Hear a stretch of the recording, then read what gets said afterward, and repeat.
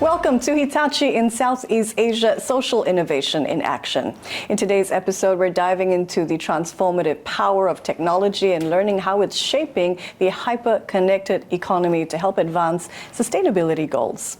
In this episode, we're joined by Theo Sherman. He's Chief Strategy Officer of Hitachi Asia.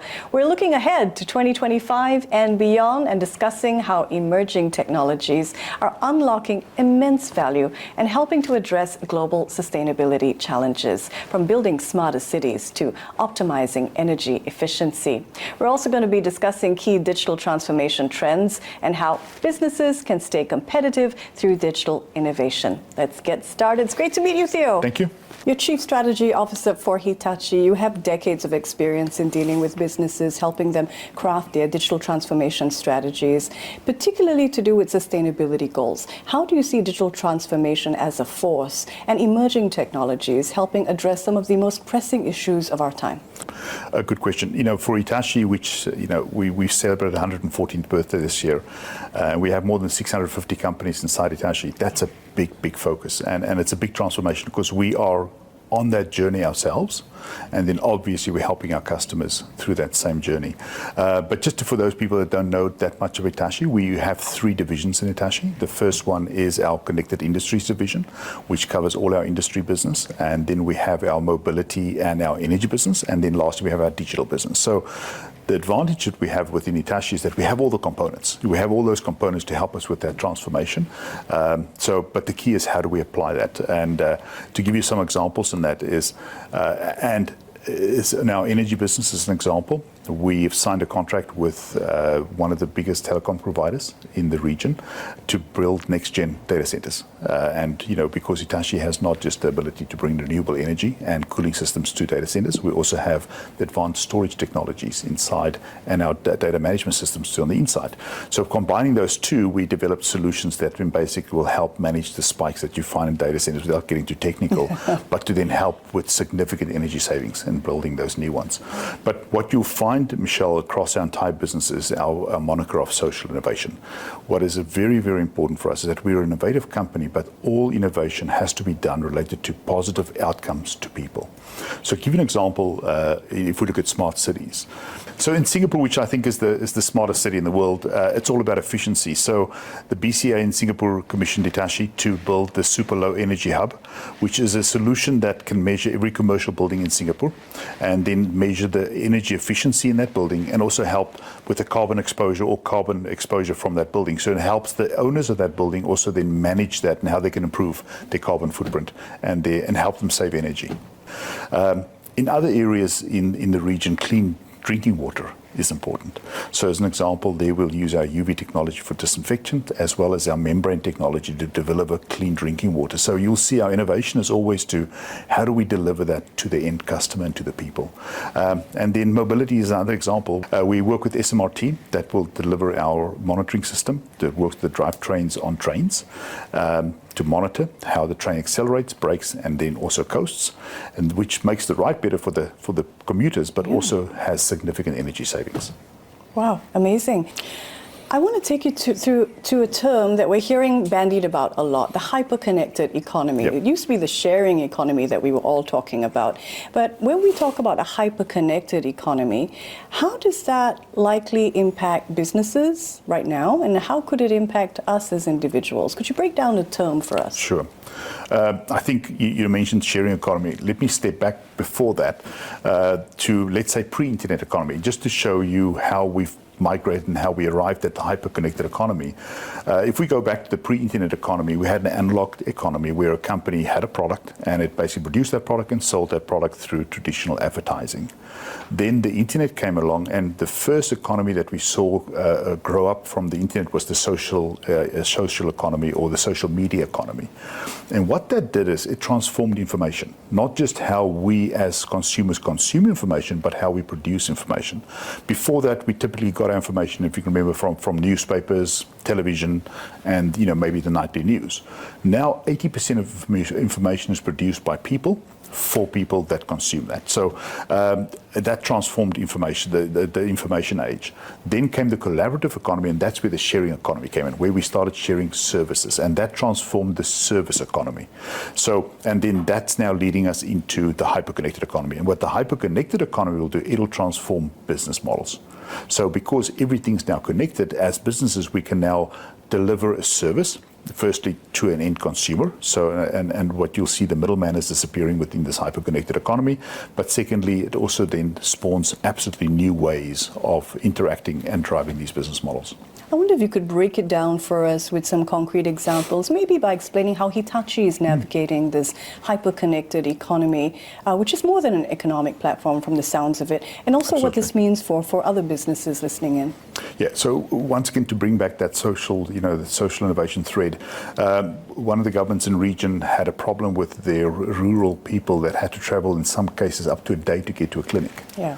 So they came to us and said, can we help them solve that? And what we did was through telemedicine, we created, firstly, the telemedicine gave us the connectivity into the rural area, but we developed a suitcase, and it's a pretty big case, that we shipped into these villages, and that gives us a clinic-level diagnostics inside the village. Within telemedicine, and the registered nurse gave us a basic clinic in every village, and that stopped the people having to travel. So it's that connectivity and then the new business model, which we then helped solve those type of things. Incredible. And for businesses looking for insights as to how they can position themselves for this hyper-connected economy, what would you say to them? The key is business models. So there's 13 different business models that we are seeing with the hyper-connected economy. But one of the big examples is sharing economy that we see. So another example where we did was one of the governments came to us and said they wanted to upgrade their trains, the actual rolling stock on their trains. In this specific case, 192 trains. So we looked at that and we realized, because we're now in this hyper-connected economy, we can now partner with the government and actually keep ownership of the trains and share in delivering the ride to the rider. So in this specific case, we are delivering those seats delivered to the government. We are in partnership actually delivering the rides. And then secondly, because of that, we can now connect to the people inside the train and actually improve the entire journey. That then spawned a whole new ticketing system that we developed, where people can just get onto a train with their phone and it'll ticket them, and when they get off, it'll finish the ride.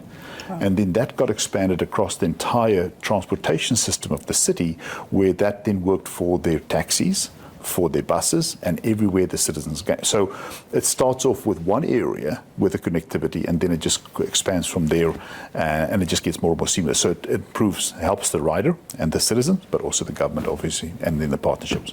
As Chief Strategy Officer for Hitachi, I gather you look far into the future. So as we look at 2025 and beyond, what do you see as key themes or trends that are likely to shape this whole force of digital transformation? Look, we're standing in front of the biggest shift in history that's ahead of us. The previous example was probably in the early 1900s, between 1910 and 1930. We had three technologies emerge. We had the car, the telephone, electricity. And we know how much those things have changed the world.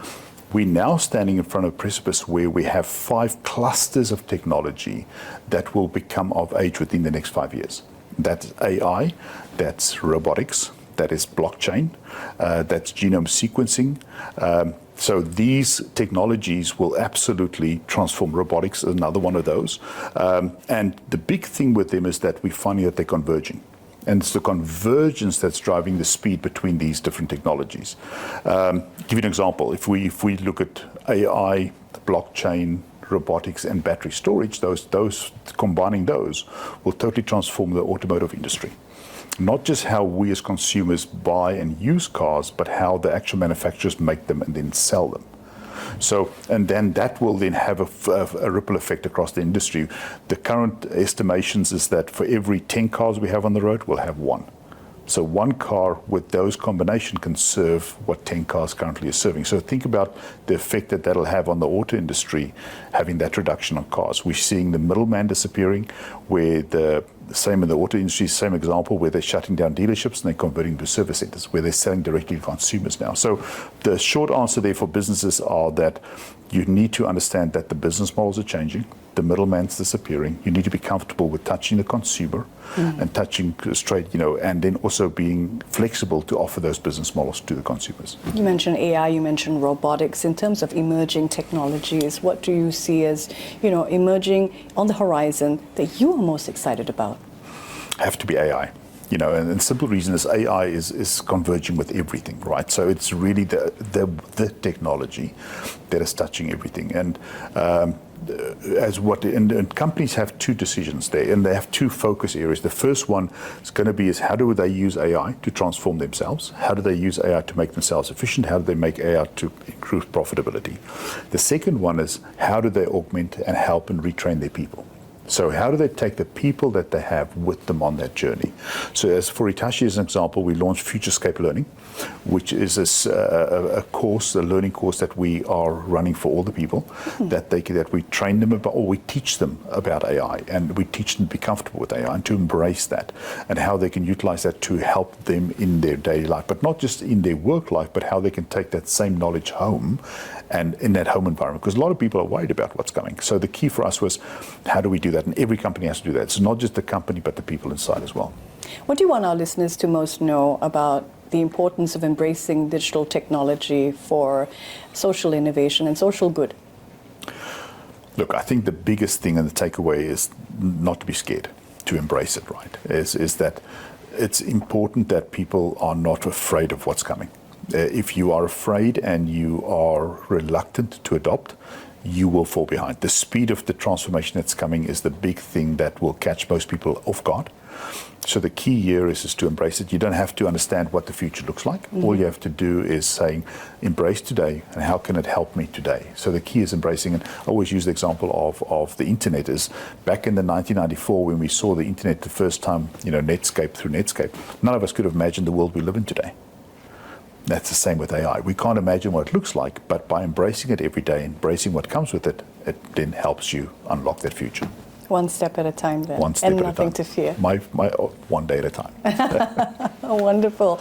Well, Theo, thank you so much for being here on Hitachi in Southeast Asia, Social Innovation in Action. And on today's episode, we explored how technology is reshaping the hyper-connected economy and driving progress towards global sustainability goals. It's been a real pleasure to have been in conversation with Theo Sherman, who is Chief Strategy Officer at Hitachi Asia. I'm Michelle Martin. Thank you so much for listening to this particular episode, Hitachi in Southeast Asia, Social Innovation in Action. Until next time, take care and keep innovating.